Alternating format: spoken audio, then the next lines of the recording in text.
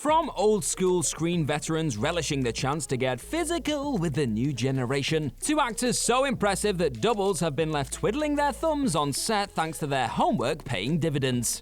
These TV and movie stars did it all themselves, and don't you forget it. I'm Gareth from WhatCulture.com, and here are 10 actors who refuse to use body doubles. Number 10, Adam Driver, The Rise of Skywalker. As time rolls by, it's becoming increasingly clear that the freakishly gifted Adam Driver's talent seemingly has no actual limits. From making his name in the world of comedy with Girls, to proving he is strong with the Force in the Star Wars sequels, and every critically acclaimed Oscar contender in between. Just when you think you've seen it all, Driver goes and pulls another supreme talent out of the bag. It was during his aforementioned venture into the galaxy far, far away where one of these unexpected gifts resulted in Driver's double for the role of Kylo Ren actually being relegated to spectator for much of Rise of Skywalker. As the final entry in the series' stunt coordinator Eunice Huthart would later confirm, Driver took to the art of stunt performing so well that the stunt double never got in costume on the Rise of Skywalker. Adam Driver did everything. So on top of having the voice of a damn angel as seen in his captivating performance of Being Alive in Marriage Story, and a literal former Marine, Driver also just so happens to be as good as any stuntman.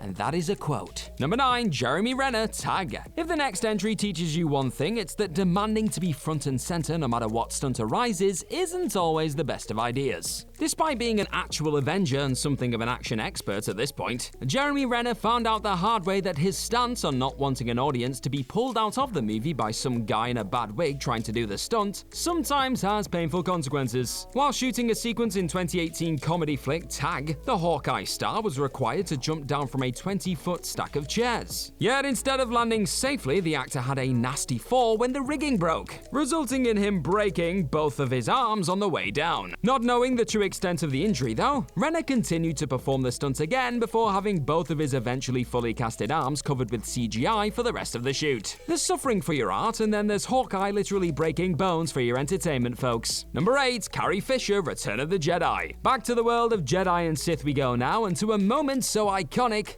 it changed the way we looked at golden bikinis forever. But Carrie Fisher's reasoning for wanting to very much be seen in her legendary Jabba's Palace attire for some of the more action-packed scenes that took place early on in Return of the Jedi was much more badass than merely wanting to be a poster girl for randy teenagers. As the late titan of film would explain to The Guardian in 2014, I had a lot of fun killing Jabba the Hutt. They asked me on the day if I wanted to have a stunt double kill Jabba. No! That's the best time I ever had as an actor, and the only reason to go into acting is if you can kill a giant monster. Proving to be something of a conflicting moment for the beloved princess, Fisher has also gone on record to admit that she did actually despise the bikini itself. But when you're given a chance to kill a monster, stunt doubles can royally do one, I suppose. Number 7, Bryan Cranston, Malcolm in the Middle. When the idea of dressing himself underneath a frankly absurd amount of bees was brought into the mix while shooting the brilliant Malcolm in the Middle many moons ago, Bryan Cranston likely regrets not saying yes, no, maybe, I don't know. Can you repeat the question? However, thanks to the eventual leading light of Breaking Bad's sheer commitment to the part of hapless dad Hal over the course of the series, said stunt was simply another day at the office for Cranston, as he went out of his way to embrace a staggering coat of actual live bees. Coming after he'd been jokingly poked about whether he'd ever agreed to such a stunt, and the writers swiftly writing it into the series once it was clear no double would be necessary, Cranston was ultimately covered in 75,000 honeybees, and only actually got stung on one occasion throughout filming. Unfortunately, said sting just so happened to go down on what the actor described as his own bees, when recalling the accident during an appearance on Live with Kelly. Who'd be an actor, right? Number 6, Harrison Ford, Indiana Jones and the Raiders of the Lost Ark. When deciding on the greatest opening scene in the history of cinema, the sight of Harrison Ford pegging it away from a gigantic rolling boulder in Steven Spielberg's first Indiana Jones outing always finds itself in and around the conversation, and rightly so.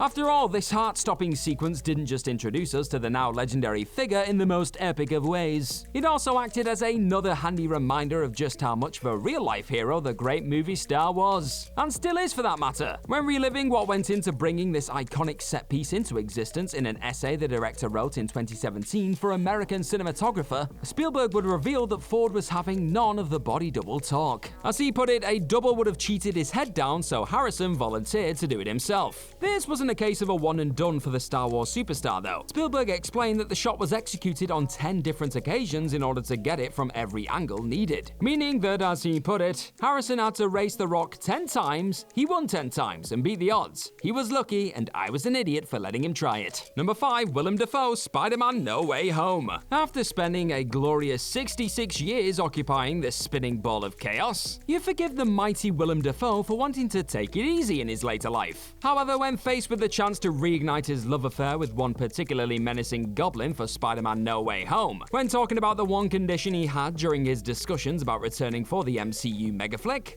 Dafoe noted how he didn't want to just fill in close-ups, hinting at wanting as little body double work as possible when physically performing as the Green Goblin. As he put it, I want to do the action because that's fun for me, and also it's really impossible to just add any integrity or any fun to the character if you don't participate in these things. Though it's clear that Dafoe was swapped out for some of the more extreme acrobatics and physicality on show in the flick. Taking many a punch from Spidey and laughing hysterically like only he can was most definitely all Willem here, folks. Number 4. Ryan Gosling, La La Land. Shifting gears slightly from embracing bust-ups to caressing some delicate keys. Here's that time Ryan Gosling took his homework up a notch in order to authentically lace some sweet, sweet jazz into La La Land. The role of Sebastian Waller, a passionate jazz pianist, was always going to live or die on the strength of the scenes depicting the character doing his thing on a piano. So in order to give themselves a strong enough fallback should Gosling not be up to the tall task of convincingly tinkling the ivories on the day, Damien Chazelle would later reveal that a hand double was on set to step in as and when needed. However, with Gosling thoroughly thrashing out some key practice in his spare time, 3 months worth of relentless learning to be precise, the director would also note that said stand-in wasn't ever actually required in the end, catching everyone on set very much off guard by the sheer level of skill he'd managed to achieve in such a short span of time. Chazelle was able to get up close and personal with the actor for these captivating extended instrumental scenes and add another exquisite layer to his masterful musical. Number 3. Kate Winslet, Ammonite. Taking part in an intimate scene understandably has been known to be a rather complicated and oftentimes uncomfortable endeavor, with the art of making like you're the only two people in a room and getting up close and personal being a touch difficult, with even a reduced crew on set aiming cameras and lighting at you. Getting your kit off for a project that is likely to be beamed around the world can be a pretty daunting concept too, it has to be said. That's why it's not exactly uncommon to hear of stars opting to give the intimacy a miss from time to time.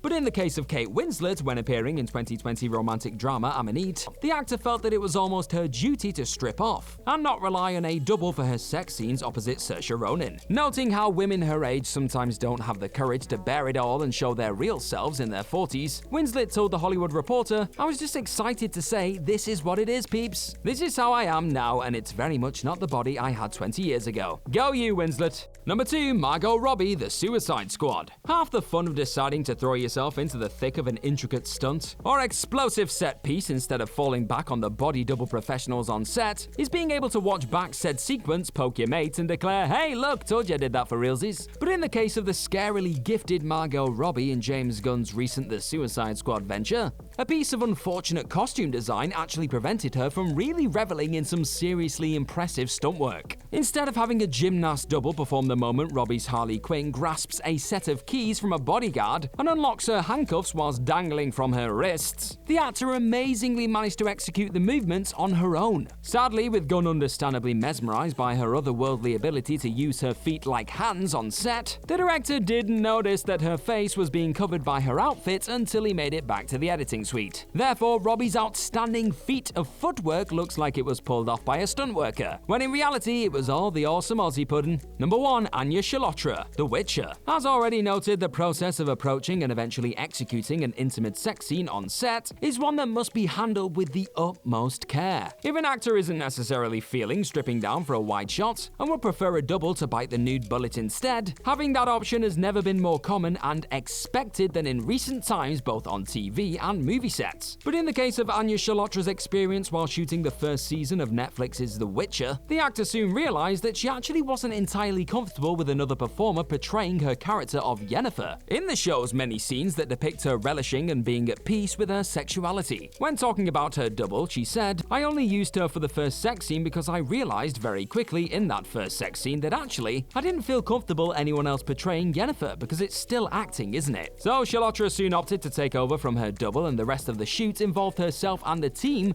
discussing ways to avoid full nudity while still being able to get what was needed in the private scenes to further the story. Sometimes you gotta just do it yourself. And that's our list. Know of any other actors who refuse to use body doubles? Let us know all about them in the comment section right down below, and do not forget to like, share, and click on that subscribe button. Also, be sure to head on over to whatculture.com and find some more incredible articles just like the one this video you are watching right now. Also, be sure to head on over to whatculture.com and find some more incredible articles just like the one this video you're watching right now is based on. I've been Gareth from whatculture.com. Thank you as always for clicking on this video today, and I'm sure I'll see you very, very soon. Bye bye.